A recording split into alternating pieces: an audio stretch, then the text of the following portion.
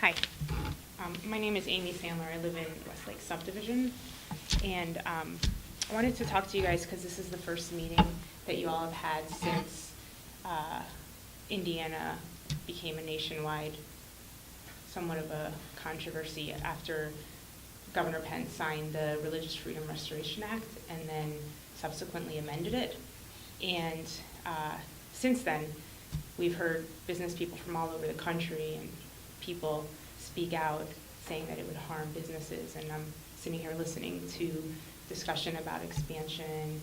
I see that we have a Boy Scout troop back there, which reminded me that the Boy Scouts actually do discriminate against leaders. You have to have a certain sexual orientation in order to be a Boy Scout leader, which would be in conflict with the new Religious Freedom Restoration Act here in the town of Munster. And so I wanted to know, as I've heard that Whiting has done some work since then, making sure that people feel welcome and that to know they're open for business to anybody. I know that Hammond is looking toward proposing some kind of legislation. Leaders in Valpo have spoken out.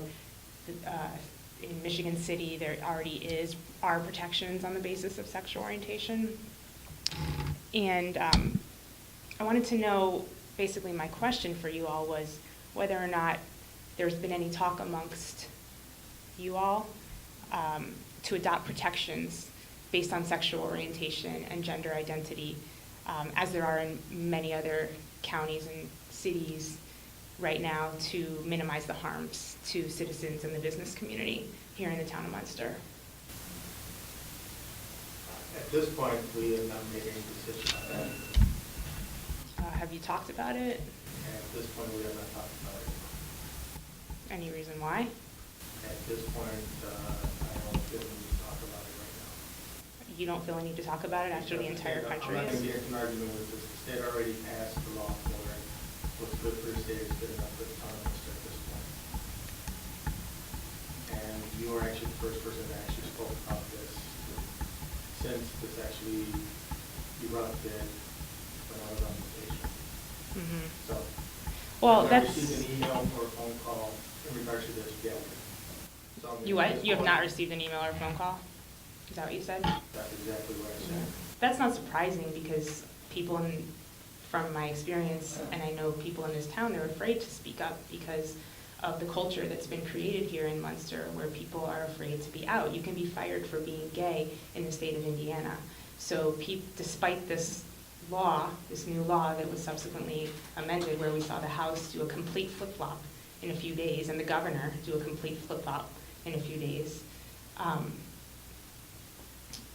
I have to wonder, I'm not surprised that nobody will speak out on this issue. It took celebrities. In fact, I testified down in Indianapolis on the day that the House voted, the House Judiciary Committee.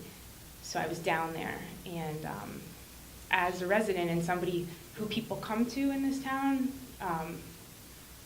to seek advice on how to handle these issues because they know I've been open about it, I'm not surprised that people aren't speaking out on it, because there's been a lot of silence and indifference because they fear for their own jobs and for their own reputation and what might happen to them. So how do you guys, as leaders of this town, plan to stand up for your citizens who may not have a voice? I think at this point, Amy, you're actually bringing this up and you're actually bringing your own opinion to this. Right? I've heard your opinion. I pretty much stated that we actually, as a whole, have not discussed this topic. We're pretty much following the guidelines of what the state actually passed. Mm-hmm. And, at this point, that's about as far as we're going with this. Even when towns all around are looking into ordinances? I'm worried about Munster. I'm not worried about Hammond or Cromwell or any other town at this point. Okay, because somebody here mentioned Chicago. If comes to me and wants to have a conversation with me, I'll be more than happy to sit down and talk with them. Okay. So if a leader, like what kind of leader are you talking about? What's your definition of a leader? Well, what's your definition of a leader? Because I'm talking to you today. Then I'm more than happy to sit down and talk with you. Okay. Okay. I mean, it seemed like the leaders who spoke up seemed to have some kind of economic impact or celebrity type impact in order to make the difference that they did here. So I'm just asking because it doesn't say. As I said, I'd be more than happy to sit down and talk to you about this if you'd like to. Even if you said what's good enough for the state is good enough for you?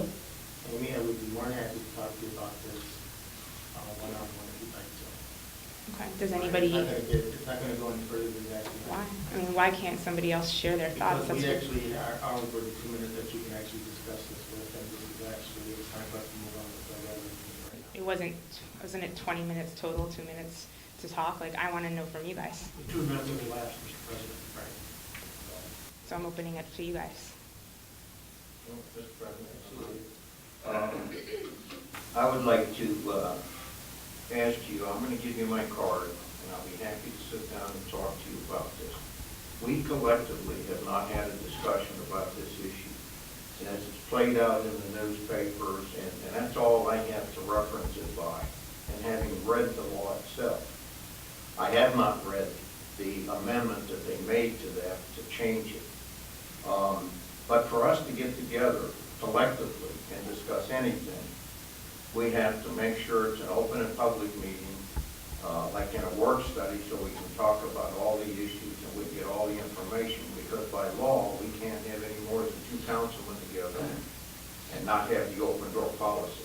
Mm-hmm. And that's not something, because it's been played out in the newspapers and the news media all over the country and the world and everything.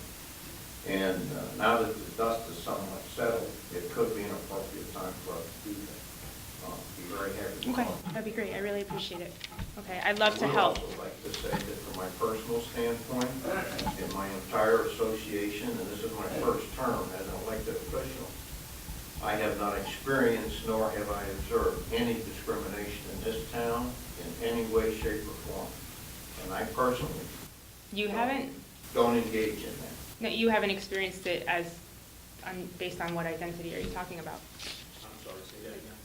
Like, what identity are you talking about? You say you haven't personally experienced discrimination. Myself as a councilman, and in the Yeah. conduct of the town's business and how we operate.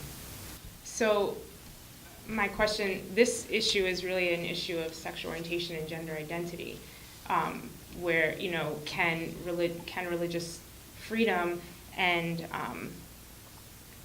the freedom to be who you are coexist? And the answer is yes. I've lived in many places, and in Chicago it does. And I know, Andy, you mentioned that we're Munster, but when we were talking about, the bridge and the new developments, Chicago was referenced, making sure that, we do compare ourselves around here. We don't just operate in a silo here. So I think it's really important that, I know that you guys, that we as a town are competing for some of the best business people around, doctors around, and we will lose people and can, and, I know because they've come to me in privacy.